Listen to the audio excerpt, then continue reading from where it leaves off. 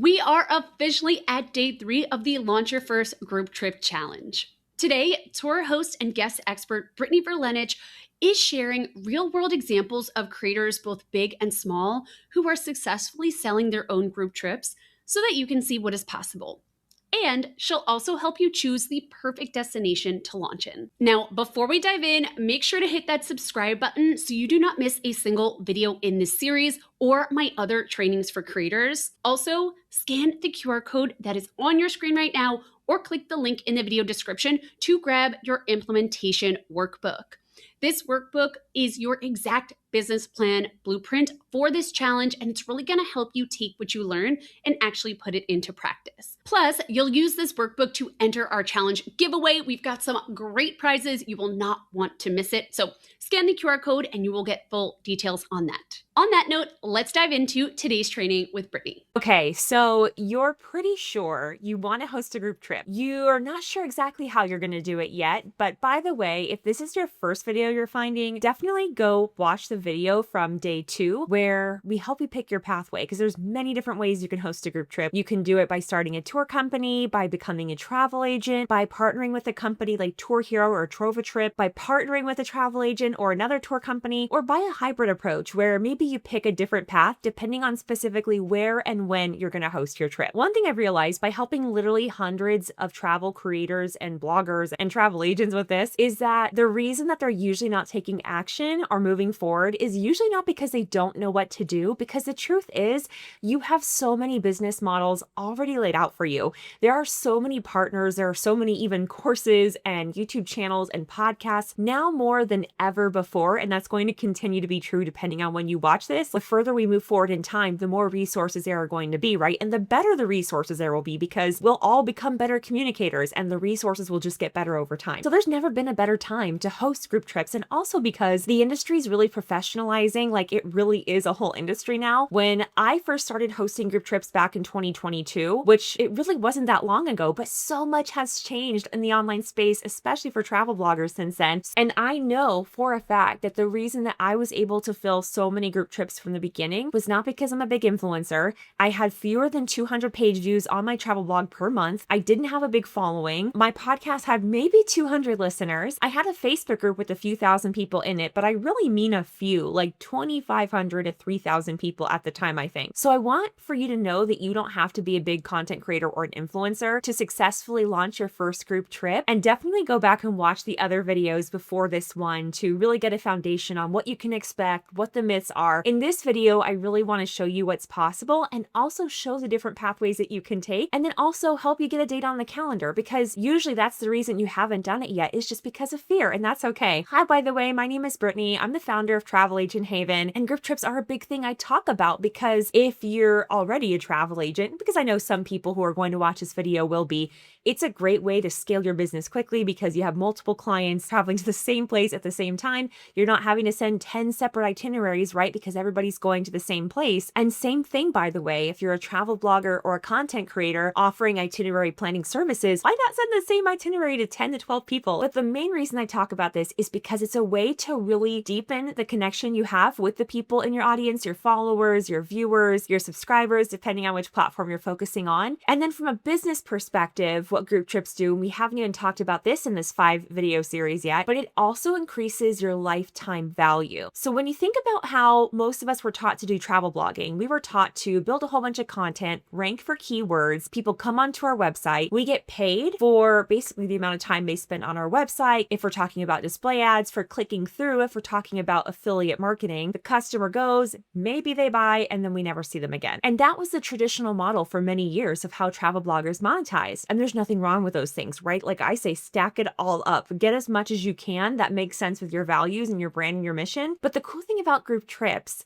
is you see them over and over again. So it's not just that one person goes on one group trip, you make $300 to $500, and that's great. This is a relationship with one person that could result in tens of thousands of dollars over your working relationship with them. And when you start to think of it like this, that we're building long-term relationships, which is good for business anyway, then you can really see the potential of what's out there, and it really adjusts your outlook when you think about group trips. I see group trips as a way to not only make money, right? Because it is an income stream. But for me, it's not just the income from that. It's the income from any programs I join of mine, any newsletters I have, any courses I have, any websites I have, because now that they've met me in person and they know me, they're going to be more likely to read my stuff, to care about what I'm saying, right? Because now they really know me and I've confirmed for them in real life that they knew the real me online, which is another big theme of the current time that we're in, especially after years of not being able to travel and then people going away from social media, people wanting to get away from AI. The most human thing we can do is connect offline and in person. So this is going to be a bigger theme than it ever has been before. And with all the changes Google has made in the past several years, it has now become mission critical for you to have strong connections and relationships with the people who follow you and listen to you, because they're not just customers or readers, right? We want them to really know us and we want to know them. So hopefully you're sold on group trips. I think you are if this is the third video you're watching in this series, but if not, hopefully you're here to at least watch this video. And I'm excited to share with you all the different ways that we can make this happen. Now, the first thing you'll want to do before you pick a date or destination is think to the why of why you're hosting your group trip. Now, I covered this in day 1 of the series, so go back and watch the other videos in this series if you haven't already. The short version of that is, why are you hosting this trip? I gave an example in one of the other videos about how I really want to host a group trip in Ireland for the Luz Varna Matchmaking Festival. You should go look it up because it looks absolutely hilarious and fun, just like a good time. I'm happily married, but one fun fact about me is that I've helped 2 couples meet, like I set them up, and then they got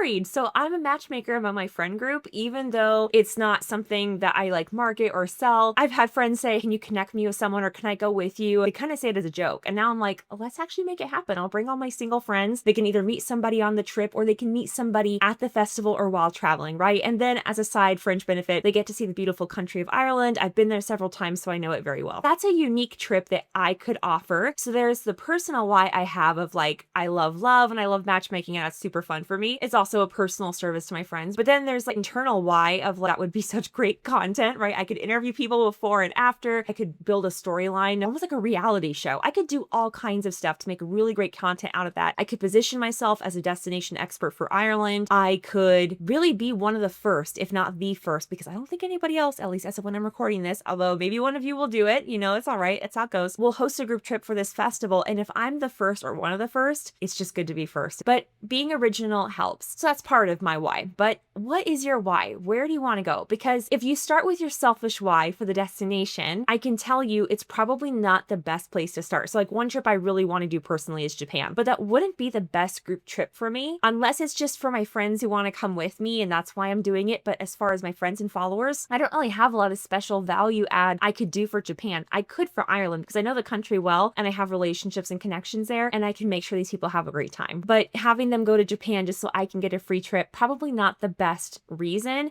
And because there's not a compelling why there, I'm not going to work as hard as I need to. I'm not going to do the things required in order for that trip to be successful. I hope that makes sense. Unless I will say you are a true influencer or a person of influence and you do have people who just go wherever you say. I have one travel agent I mentor who she's like that. She says, this is where we're going and they pay a deposit. It's incredible. I pray we all get that gift, but not all of us have that, or at least right now. So you got to think of what is going to be my first place. And then depending on where you're going, that will decide the when. There are certain places that are just seasonal. For example, Ireland, I love taking people there for St. Patrick's Day. There's nothing like it in the world. It's chaotic and crazy and fun, and I love it, okay? I love holiday and event travel. What would make sense for you? Who are your people? What do you specialize in? What do you talk about? Or what do you want to talk about? Who do you want to talk to? And remember that the people who are going to be traveling with you on a group trip are not necessarily the main bulk of people who are interacting with you on Instagram or who are talking to you on your TikTok, right? So keep in mind, you might have different segments of people in your audience, some who are just your peers or your friends, they're hyping you up. You might have some people who buy but never say anything. They just lurk and learn and listen, and that's fine. So these are all things that you want to think about. Now, once you have your place in mind, because really you should have your person first, right? Person, okay, I know who I'm talking to. I know my personal value add. I talked about that in video 2, so make sure you go back and watch that one if you haven't already. But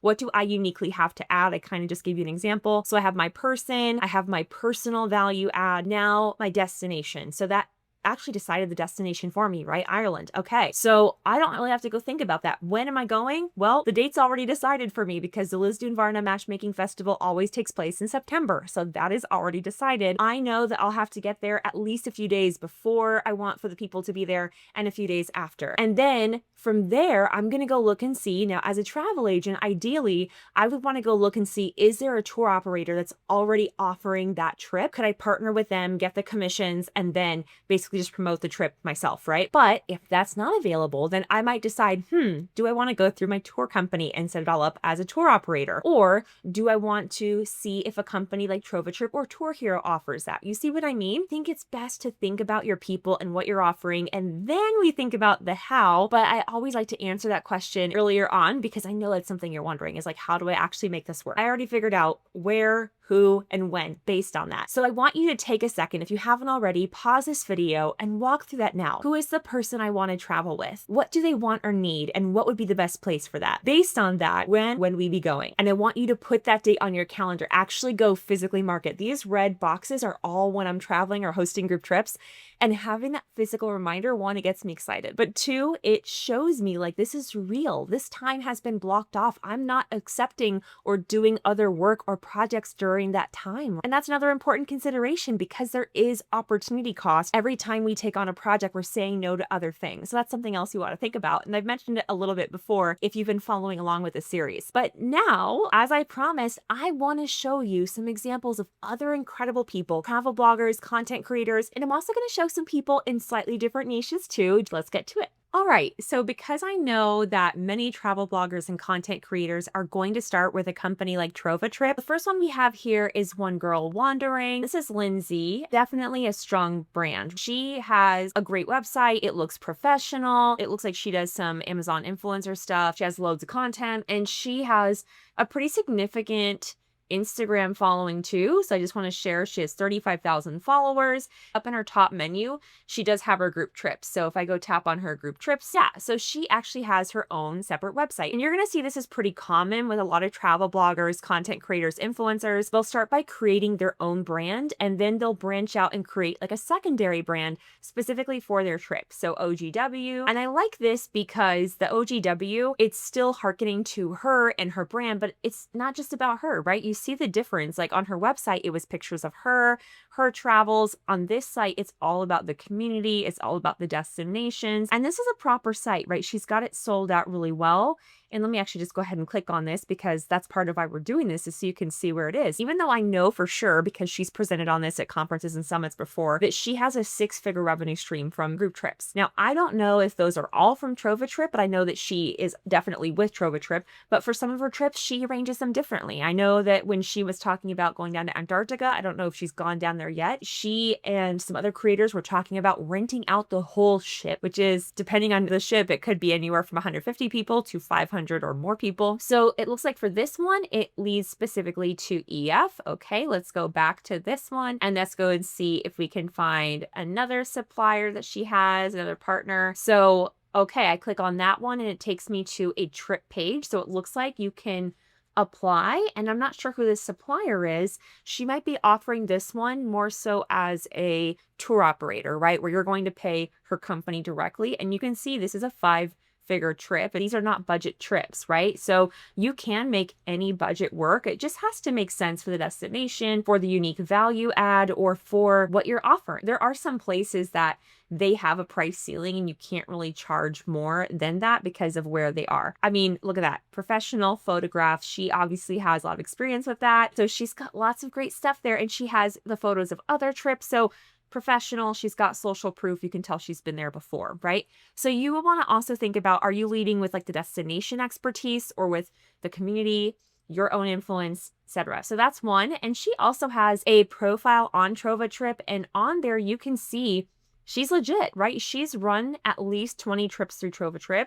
She has all these reviews, 160 reviews, and they're mostly positive. All right, so let's show you another example. This might also be a couple that you know. This is Stephen and Giselle from The Lover's Passport. They also have the company The Creator's Passport, where they talk about creating content on Instagram and monetizing that. And they're also true travel professionals. I mean, look at their content. It's beautiful. It's rich in color. They've got a website. They've built at least a following of 1 million on social media. So they're not new, right? They've been doing this for a while, and they've been really smart about building out each platform and revenue stream, stacking on top of each other. And they've also started hosting group trips. So if I go onto their Trova trip profile, I can see that they've hosted at least 3 trips through Trova. I can see the trips they have upcoming. So I really do like with Trova Trip how they have this feature, and you can see their reviews, right? You can see what kind of hosts they are. You can see how many spots they have left, which ones have closed. And then here's another one that you'll probably know. Emily Eats and Explores. She also has an amazing travel community on social media. She also is a blogger, and she also has past trips that she's done through Trova. Now, I wanted to show you at least one non-travel example just because I wanted to show a different kind of value add. So this is Lindsay Shelton, and she is a proper Instagram influencer or social media influencer. She has at least 500,000 followers on Instagram, and she has a community of nurses or people who are into her life as a travel nurse, which is kind of related to travel, but it's more about her. And I mean, people love her, and you can see it. Let's look at some other people and business models. So this is Alex in Wonderland. You might have heard about her too. She's often speaking at travel conferences and events. And she also made a spin-off brand, and it is essentially a tour operator business. So here is Alex's separate site that she built this brand on called Wonder Woman Retreats. I'm just going to scroll through it really quickly. She's got beautiful photos. She has everything about the destination, the details, the price. Also, like, she is talking about scuba diving, so it's specialized. She's talking about everything you get. She's also a great photographer. She gets great photos of people, and you can pay your deposit or pay in full right there on the website. So you can see she's got her Media Mind video popping up here. So you can pay right there. And she's definitely operating as a tour operator, which I know many people maybe wouldn't consider themselves that. But if you are accepting payment and then arranging these things on the back end, you're a tour operator, right?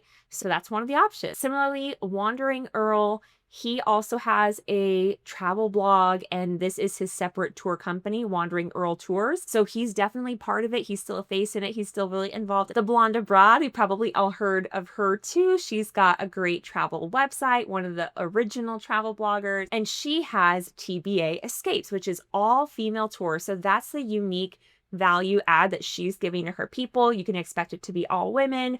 Her branding here is very feminine. You can also see that the destinations you typically do with group trips, not always, but they tend to be places that are harder to get to. They take more planning logistically, and that makes sense because I can go to Paris or London on my own, right? But there are certain places, certain experiences where I just want to have an expert help me, or I want to have some of it arranged for me. I wanted to show at least one travel agent example. So here's one. This is Kristen Addis from Be My Travel Muse, another OG website. She's been in the game for, 10 or more years. I've been super inspired by her content. She started out as a solo female travel blogger, and now she has a brand about parenthood. She was actually a guest on Jesse's podcast, Profitable Travel Blogger podcast, and her interview is super inspirational. She sold like $1 million in travel in 6 months. So definitely being a travel agent can be incredibly profitable. I have so many travel agents that I've mentored who have sold between $200,000 to $300,000 in travel in just one quarter, January to March. And the people who are hosting group trips, they tend to do the best because it's an easy way to scale quickly.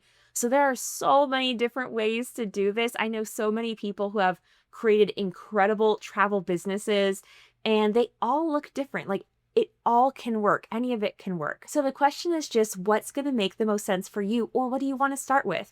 Because I started with a tour company. Now I'm mostly doing it as a travel agent, but I still have a few different places where I could do it as a tour operator if I wanted to. I switch a little bit back and forth depending on the place. It might be the same for you, just like how Lindsay does. And actually, I have to share just one more, because I think another thing too that we tell ourselves and talk ourselves out of doing this is because we tell ourselves it's going to be too high tech or too hard, or we're not big influencers. I want want to show you this person, Amy Giacometti. She is one of my mentees. She's a travel agent I work with. She's built such an incredible travel brand. Wandering Compass is her brand. She has basically started just on Facebook. She has almost 8,000 followers just on Facebook, and she constantly fills her trip. She's the one I was saying earlier, just has that personality where people go with her. And I just want to show you because she's just using her Facebook profile, and it's a mix of like fun, personal posts, travel promotional posts. She also does book one-on-one trips for people, but she does launch her group trips through Facebook. So it doesn't have to be complicated. You don't need to have millions of followers or even tens of thousands of followers. You can make this work wherever you're at.